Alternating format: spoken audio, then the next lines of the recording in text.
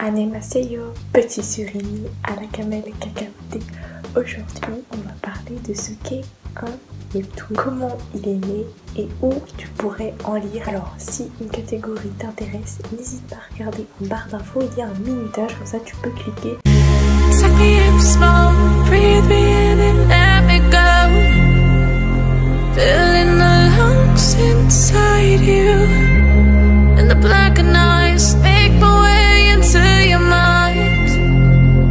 Just to know what you knew. Restless every time we start looking as a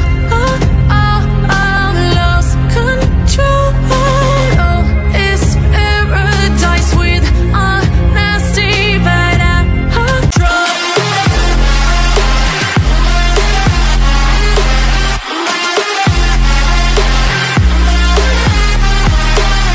Webtoon, c'est un petit peu un abus de langage et en même temps un terme qui englobe deux autres termes. Et dans l'émission Webtoonverse dont tu es en train de regarder le premier épisode, on va aborder ce sujet de la création aux nouveautés en passant par mes favoris, car je te l'ai dit, mais cela fait déjà de nombreuses années que je suis très fan de ce type de lecture. En tant que créatrice du hashtag pour Otaku de France, tous les moyens sont bons pour lire gratis.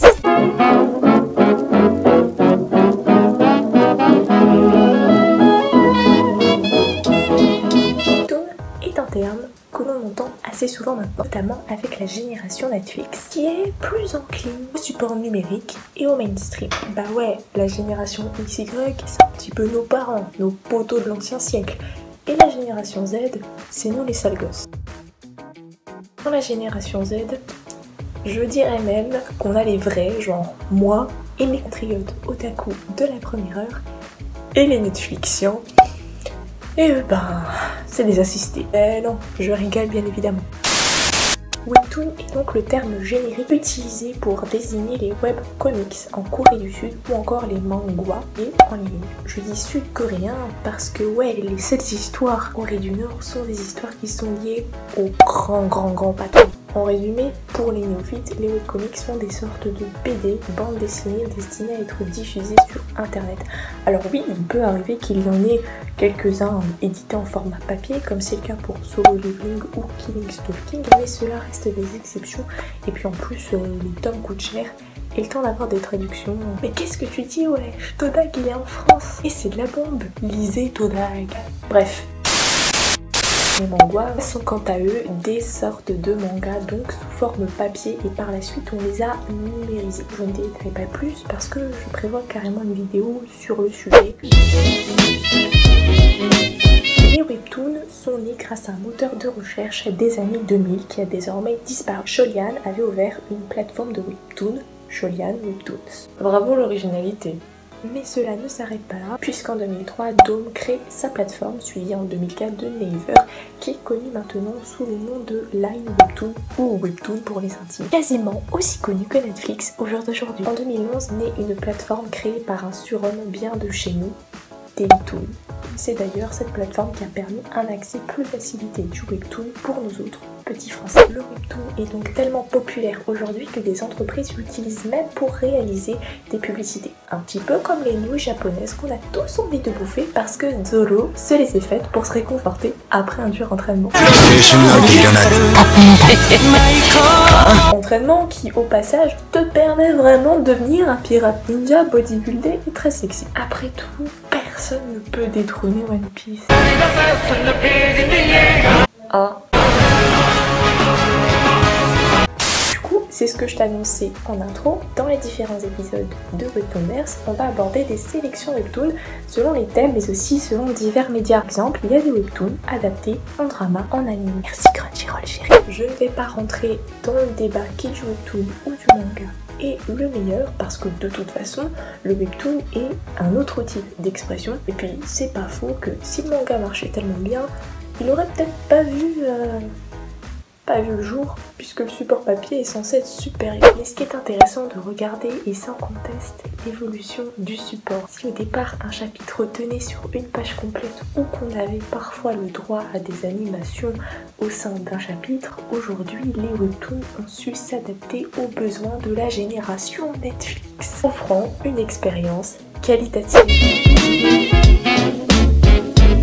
Il y a des plateformes payantes de webtoon, mais le but premier c'est quand même d'offrir du contenu gratuit pour les lecteurs. Donc forcément, on pourrait limite dire qu'ajouter à cela un impact écologique plutôt sympathique, puisque tout est numérique, se lancer dans l'aventure du webtoon, c'est tout réfléchi. En plus de ça, pas besoin de tourner des pages, on scrolle tout simplement à l'aide de son index sur la souris si on est sur PC ou avec le bout de son doigt si on est sur portable ou tablette. C'est donc un plus pour nous les utilisateurs mais aussi pour les éditeurs. Pas besoin d'imprimer, pas besoin de distribuer, il ne reste plus qu'à communiquer. Et pour cela, rien de mieux que les réseaux sociaux. Alors, après t'être abonné au mien, évidemment, n'hésite pas à checker la barre où je fais le listing des réseaux sociaux, des chaînes YouTube, des sites, de tous les liens webtoon que tu peux retrouver. Tout ça, on a des œuvres en couleur et ça, c'est vraiment un régal. Bon, côté manga, on a quand même Real Life, mais il est à peine plus cher qu'un manga classique. C'est également un plus pour les auteurs car ils peuvent rester propriétaires de leurs œuvres tout en permettant aux éditeurs de les diffuser. Et en plus, certaines plateformes comme Webtoon, tu cliques sur Canva, tu peux voir des amateurs publier leurs histoires et donc du coup n'importe qui peut se lancer. Et là, je vais chipoter un peu. Comme tu le sais, j'adore apprendre en m'amusant et quoi de mieux que de lire une histoire géniale tout en améliorant son anglais. Et oui, par exemple, sur la plateforme Webtoon, il y a des webtoons avec des traductions anglaises. Donc tu peux switcher entre le chapitre français et le chapitre anglais. Comme en France, les webtoons qui se sont démocratisés sont des mastodontes adaptés en anime style Tower of God ou The God of High School. Quand même beaucoup de God. Non, pas celui-là. Tout le monde tend à croire que les webtoons se résument à des isekai ou des mecs bien badass adeptes de la baston. Alors oui, il y en a un, parce que avec le confinement, il faut dire qu'on a fait notre sport par procuration. Mais ce n'est pas tout. On a de la romance, du drame, de l'horreur, du thriller, des webtoons plus axés gaming, yaoi ou au contraire historique. Bref, ce n'était qu'un petit panel de la grande diversité que l'on a, mais il y en a vraiment pour tous les goûts. Et je vous vois venir les coquinous, oui, il y a du contenu réservé pour les adultes. Il y a des plateformes légales et il y a des plateformes illégales, comme par exemple les Santrad. Côté application, on a par exemple, je ne sais pas moi, Mangatoons qui propose de très bons titres et encore WeComics qui te permettent de lire gratis après avoir effectué quelques petites tâches. Mais bon, c'est pas trop cool pour les auteurs. Par contre, là, les fans de romance, vous allez être servis sur ce type d'application. Mais il faut quand même garder à l'esprit que ça fonctionne exactement de la même manière que les sites de scan manga. Hormis les gros blockbusters style Demon Slayer, One Piece, du moment que l'œuvre est licenciée en France, eh bien, il n'y a plus les scans sur internet. Premier arrivé, premier servi, toi-même tu sais. Tu peux lire des webtoons par exemple sur Webtoon Factory, c'est une plateforme où il y a aussi des BD, parce qu'en fait c'est édité par la maison d'édition de bande dessinée, Dupuis, et comme tu le sais, je l'aime tout particulièrement. C'est tout récent et je trouve ça cool puisque Dupuis est le premier éditeur français à faire ça. Comme son nom l'indique, l'application Webtoon est tout indiquée. Un large choix selon tous tes goûts et en plus c'est totalement gratuit. Elle est disponible en ligne, sur portable, PC, tablette. Et non, c'est pas un placement de produit, je vous parle vraiment de cette plateforme-là parce que je l'adore et pour moi, c'est vraiment une des meilleures. Par contre, je vous avoue que je préfère lire sur portable parce que sur PC, il y a quand même des bandes blanches et du coup, l'expérience est un petit peu moins esthétique. Mais c'est vraiment pour chipoter. Néanmoins, nonobstant, ma plateforme favorite reste quand même Dailytoon. D'ailleurs, sur mon blog, j'ai fait quand même beaucoup de critiques. Il y a vraiment un large choix, notamment dans la romance et l'historique, qui sont quand même des thèmes que j'adore. Mais le petit souci, au final, qui n'en est pas tant un, c'est que tu as quelques chapitres gratuits, 3 ou 4 en général, puis après, les chapitres coûtent des jetons, donc il faut payer des jetons pour débloquer la suite de l'histoire. Un épisode coûtant 3 pièces, soit... allez, 50-60 centimes. Mais comme dans les jeux avec des events, on a également un système de gift box et en général on te rajoute 3 chapitres gratuits sur des séries ciblées, ce qui fait qu'il faut souvent être connecté parce que voilà, en général on a 48 heures. Il y a également dans paramètres la possibilité d'activer du contenu pour les 18 ans et plus afin d'avoir accès à des histoires un peu plus olé olé. Ah oui, aussi il y a Coolmix qui est dédié au ecchi et au hentai, mais bon, il n'y a pas vraiment d'appli, puis quand t'es sur portable, t'es obligé d'aller sur un navigateur. L'abonnement est un petit peu cher, et comme on dit, quand on aime, on ne compte pas. Puis sinon, vous pouvez toujours vous rediriger, bande de petits coquins, sur un de mes chouchous qui s'appelle Toonix, qui lui est dédié au ecchi et même au hentai.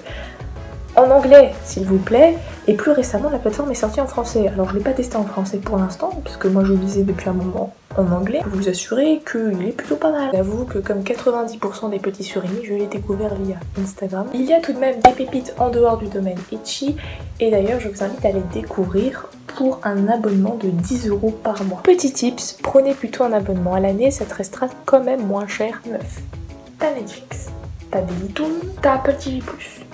Tu achètes des mangas, tu as vendu ton âme au diable cet été en achetant Rakuten Vite, et après tu t'étonnes d'être une pauvre otaku de France. Pas lundi donc. Mais arrête de me juger. Parce que je suis chauviniste, je mentionne Yurai, une plateforme qui est vraiment toute récente, hein, et effectivement elle est française malgré son nom. Elle est née en août 2019 et franchement l'abonnement est mais alors dérisoire. Il coûte à peine 1 € de plus que l'abonnement Viki pour les dramas, soit 3,50 € mensuel, et on a accès illimité à tous les webtoons de la plateforme. Donc voilà mes surimi, cette vidéo est à présent terminée. Comme tu l'as vu, le webtoon est une notion plutôt complexe, mais les horizons qu'il offre valent le coup d'être explorés. Alors si tu as aimé cette vidéo, n'hésite pas à la liker. Si tu veux plus de contenu webtoon, abonne-toi. Passe une bonne journée, passe une bonne soirée. Salut.